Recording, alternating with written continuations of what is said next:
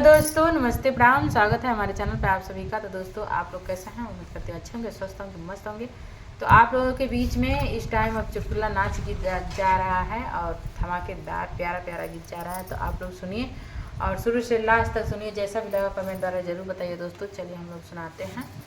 तो आप लोग प्यार दुलार नहीं दे रहे हैं दोस्तों, प्लीज़ आप लोगों से हाथ जोड़ के रिक्वेस्ट है, आप लोग सपोर्ट कीजिए। प्यार दुलार दें, आप लोग ढेर सारा प्यार दुलार दीजिए।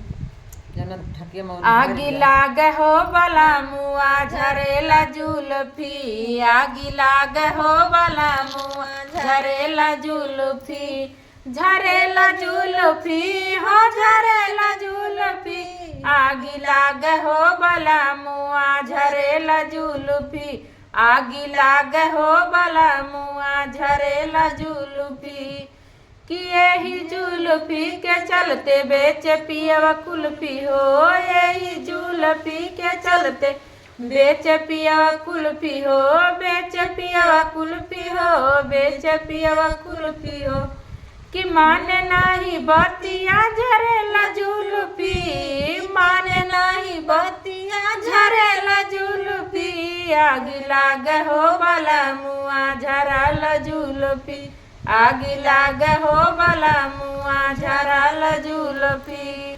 कि नन्हवा के बाट पियवा तू त सावखीन हो, नन्हवा के बाट पियवा तू त सावखीन हो, सावख में बीत जाला रात तोहरो दिन हो, सावख में बीत जाला रात तोहरो दिन हो। कि मान नाही बतिया झरेला जुल्फी, मान नाही बतिया झरेला जुल्फी, मान नाही बतिया बेचेला कुल्फी, आगी लाग हो बला मुआ झरल जुल्फी, आगी लाग हो बला मुआ झरल जुल्फी, झरल जुल्फी हो झरल जुल्फी, आगी लाग हो बला मुआ झरल जुल्फी।